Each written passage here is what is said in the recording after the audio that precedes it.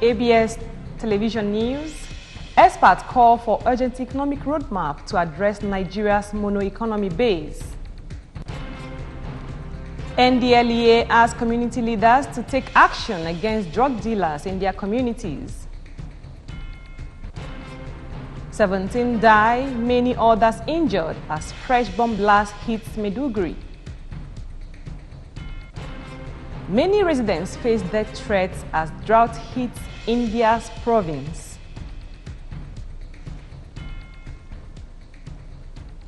Good evening and thanks for joining us on ABS Television News. I am Franklin Onyekachi. Details of the news. The need for concerted efforts to reposition the Nigerian economy has been stressed. The call was the crux of discussions during Professor Peter Ejiofor's second annual Frontier Lecture in Management Sciences and 2019 Faculty of Management Sciences International Conference held at the Nnamdi Azikiwe University, Awka. We have details. In a lead paper presentation, a former Director General, Debt Management Office, Abuja, Dr. Abraham Wankwo, canvassed for the diversification of the nation's economy from oil-based to other sectors as part of efforts to improve the nation's economy. Dr. Wankwo, an economist with the University of Nigeria, Nsukka, described economic diversification as a process of attaining dependency on several economic activities and products rather than on a few. Diversification is feasible even in the absence or paucity of natural resources, namely by relying on strategic thinking and positioning and giving prominence to the development and practice of knowledge-based economy.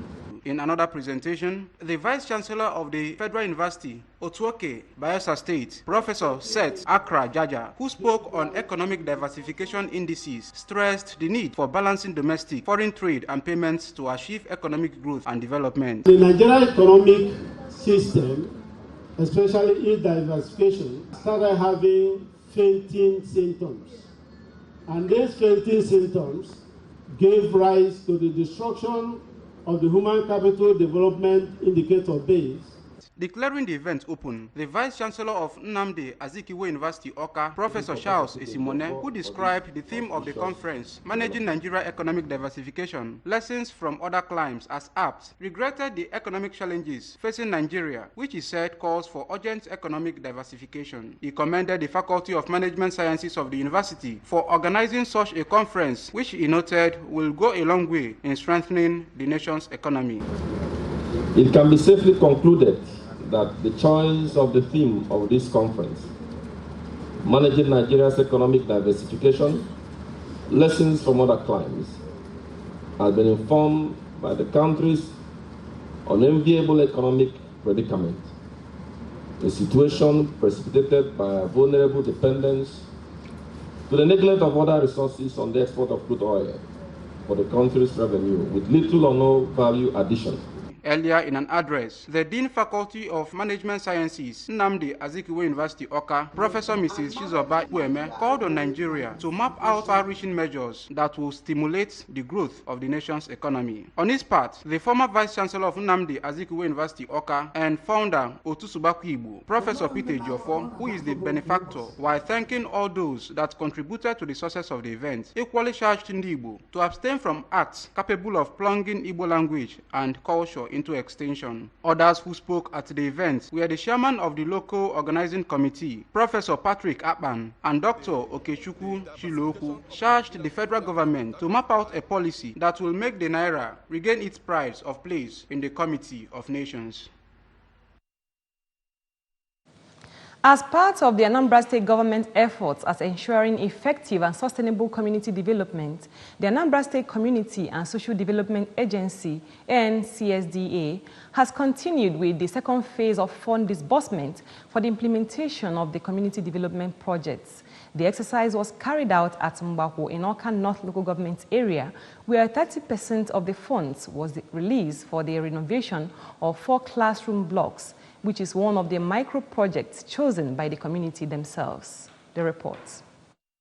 handing the check of over 1 million naira, which represents the 30% of the agreed 90% of the total amount which the government, in collaboration with the World Bank, will provide. The General Manager, Anambra State Community and Social Development Agency, Mr. Chudi Mojeku, said that funding of the project will not be a problem, but warned against fund mismanagement and misappropriation. Mr. Mojeku, while commending the level of synergy and understanding between the committee and the town union leadership, advised that they should maintain such collaboration to ensure the projects are completed, adding that the fund for their second project, which is rehabilitation of 500-meter road with drain and culvert, will be released once the project is completed. Well, this is the concluding part of the second part of our community project launch. Now they're commencing with the school building, which will cost them about 4.1 million, out of which we will be providing 90%, that's approximately 3.7 million. In a remark, the operation manager, ANCSDA, Mrs. Uche Nwaizubo, said that apart from building the capacity of the Community Project Management Committee and their subcommittee members on the implementation process, the agency, in partnership with relevant stakeholders, will ensure effective and participatory monitoring and supervision to ensure full implementation of the projects as stated in the Community Development Plan by the committee. And the communities are implementing their projects, especially in the phase one. They are doing wonderfully well. Some have completed, and some are yet to complete very soon. Receiving the check, the Mbaku Community Project Management Committee Chairman, Mr. Ejike Membono, expressed hope that Anambra State will be a better place if other public projects and contracts are being awarded in such a manner that the public will be involved in the process, assuring of effective implementation. In nature, from the way they structure the project, there is no way one can tamper with a kobo out of that money. And I want to personally promise that the money given to us will be used specifically for that project. On his part, the President General of Mbaku, Chief Nweze Okafor, while appreciating the state government, said that the micro project will be completed since it's for the benefit of the community and the children who are learning under the dilapidated structure.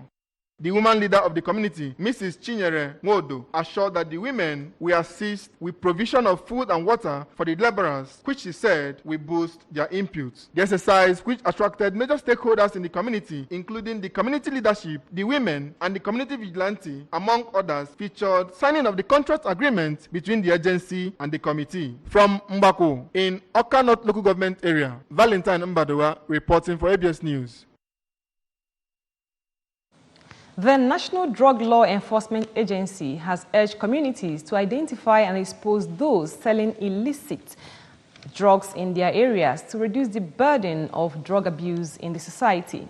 In a lecture during a program organized by the Special Marshal Unit of the State Sector Command of the Federal Road Safety Corps at FRSC Headquarters, Oka, the State Director of the agency, Mr. Sule Momodu, said the fight against illicit drugs should be a collective responsibility of everybody.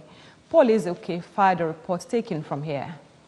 Mr. Momodu explained that illicit drugs stimulate or depress the central nervous system, thereby influencing the perception, thinking, and reasoning of the individual, and can also destroy vital body organs including the brain, kidney, and liver, among others, as well as result to madness and sudden death. He said illicit drugs also have adverse effects on the reproductive system, as they can cause infertility and deformity of the unborn child. Mr. Momodu made it clear that any community that harbors circulation of illicit drugs will attract criminals and miscreants to their areas, which will escalate insecurity, including armed robbery, kidnapping, rape, and other social vices that put communities under pressure. Most of these drugs are prohibited and some are controlled. Those prohibited are like cocaine, heroin, marijuana that we all refer to as wee-wee. They are all prohibited. Then there are controlled drugs like the one we'll be hearing so much about, tramadol. In his remarks, the state coordinator of the unit, Barrister Ben Osaka, lamented that children are being exposed and introduced to illicit drugs with dangerous consequences and urged participants to use the knowledge gained in the discharge of their duties. It is true. How can a girl of 15 is not taking drugs? That you have given a girl courage at 14 Some of the participants, including the parish priest at Mass Catholic Church, Umueri, Reverend Father Innocent Okongwu, and Lady Vivian Obi of Anambra Ministry of Information and Public Enlightenment, said the lecture has equipped them with the necessary knowledge to carry out enlightenment programs on illicit drugs, which they regretted have become a serious challenge in the society today. The member representing Orumba South constituency in Anambra State House of Assembly, Honorable Emma Nwafo, has led his constituents, friends and family to a Thanksgiving Mass at St. Mary's Catholic Church, Ezira, Orumba South local government area, and to bring forth to God the beginning of his journey in the legislative arm of government. The new lawmaker was inaugurated alongside others into the 7th Anambra State House of Assembly. Chibuzo Bidike is here with the report. According to Honorable Nwafo, the Thanksgiving is to appreciate God for prayers answered for the constituents and for his stay at the State House of Assembly to be fruitful so as to achieve the promises made to his people and to tackle some of the immediate needs of the people. The lawmaker noted that there is need to introduce more developmental projects from the international community to increase the infrastructure in the state to attract more support for the present administration. Our governor, is competent enough. I can connect him to the international world. They will bring money and development resources to carry out any type of project, provided the state will accept them. I knew very well, and a lot of people knew that God made it possible. And when we want to start a thing like this, we have to give God the glory and thanks. Earlier in a homily, a visiting priest, Reverend Father Martins Okafor, said that as the day marks the Feast of Holy Trinity, and as such, the Thanksgiving marks the collaboration between the lawmaker and the constituents for a quality representation. We are so happy that really the Thanksgiving ceremony of the Honorable coincided with the Feast of the Holy Trinity.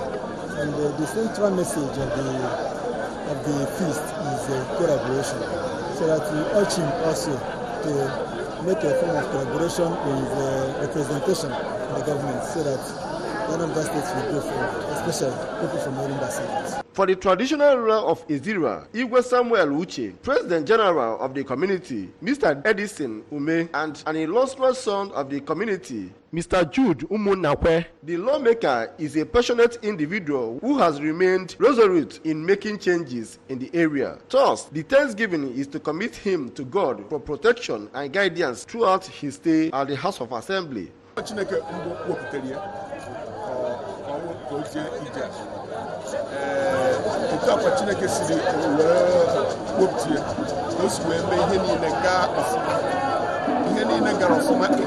the sense that I'm a video all the but at the time the Chineke na aro area onye ọwụna na agba mbọ oke o nwere ike emegide Chineke zade ekpere ọ bụrụ ihe a na-eme tata na a na-celebrate ọ bịara tata ka ha bido ọrụ bịa ekpere ka ekpere ka e wee bido dị ọrụ ọhịa iji wee nọ here. He's somebody that want to make things work. When he came out for this, I swore that I want him to be there, because he's somebody that will come into the system and make impact and make change. He's a civil engineer by profession. He has worked in Nigeria, he has worked in Japan. The Thanksgiving service had in attendance dignitaries from within and outside the state, including the state chairman of ABGA, Sanobat Obi, transition committee chairman of the local government, Barrister Ray Onyegu, among other ABGA faithfuls. From Ezira, in Orumba South local government area, Chibuzo Bidike, ABS News.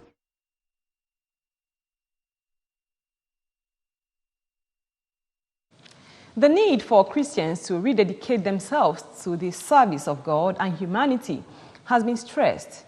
In a sermon during the Diocese on the Niger Synod Thanksgiving service at Ascension Anglican Church, Odumele Otobosi, Most Reverend Emmanuel Ebunu, Archbishop, Province of Lokoja, charged Christians to reassess their relationship with God and their neighbors to find out whether they are still on the right track.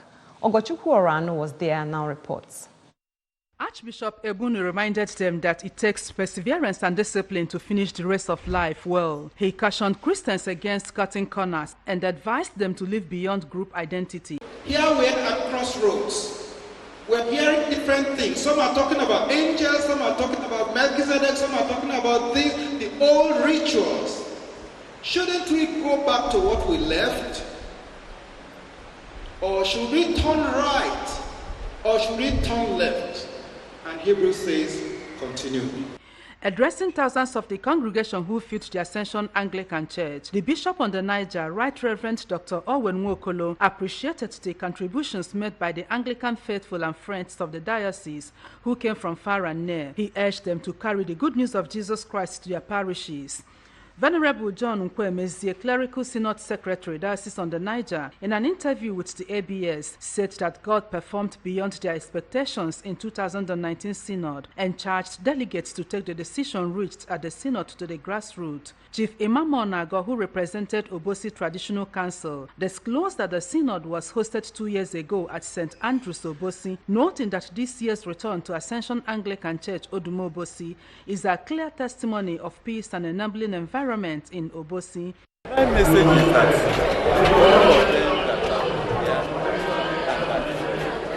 related and supporting the laudable project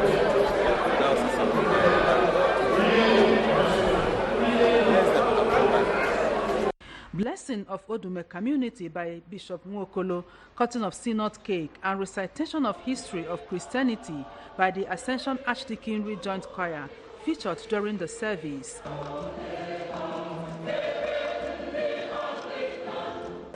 Ogochukwu Orano for ABS News. Still to come, 17 die, many others injured as fresh bomb blast hits Maiduguri. Many residents face death threats as drought hits India's province. This and more after the break. Stay with us.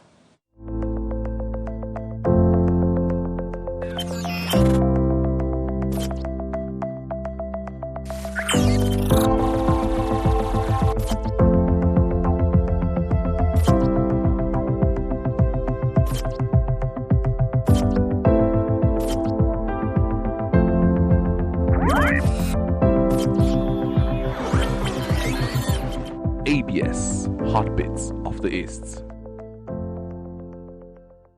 Welcome back and thanks for staying with us. 30 people were killed late yesterday in a triple suicide bombing in the northeast. Emergency services have reported 3 bombers detonated their explosives outside a hall in Konduga, 38 kilometers from Borno State capital Maiduguri, where football fans were watching a match on TV. An earlier toll from the blast, the bloodiest in months, killed 17 and wounded another 17. The attack happened around 9 o'clock p.m. Ali Hassan, the leader of a self-defense group in the town, said. The owner of the hall prevented one of the bombers from entering the packed venue. 2 other bombers who had mingled among the crowd at a tea store nearby also detonated their suicide vests.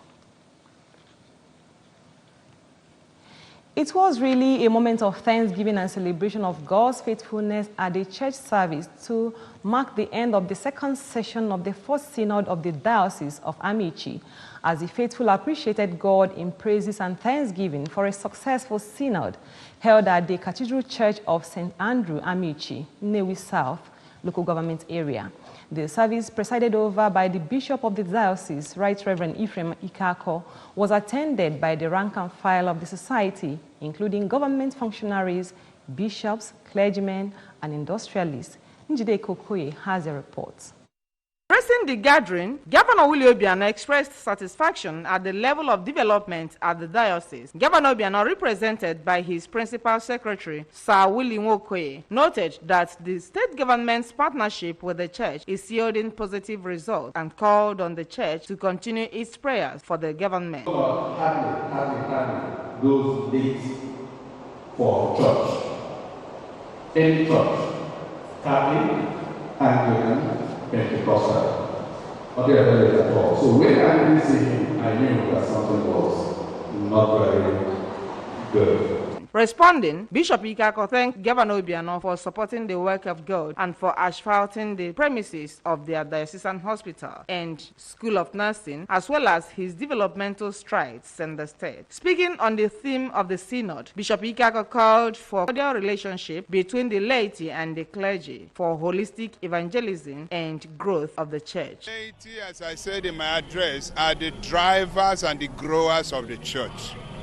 They should take up the challenge the Lord has given to them.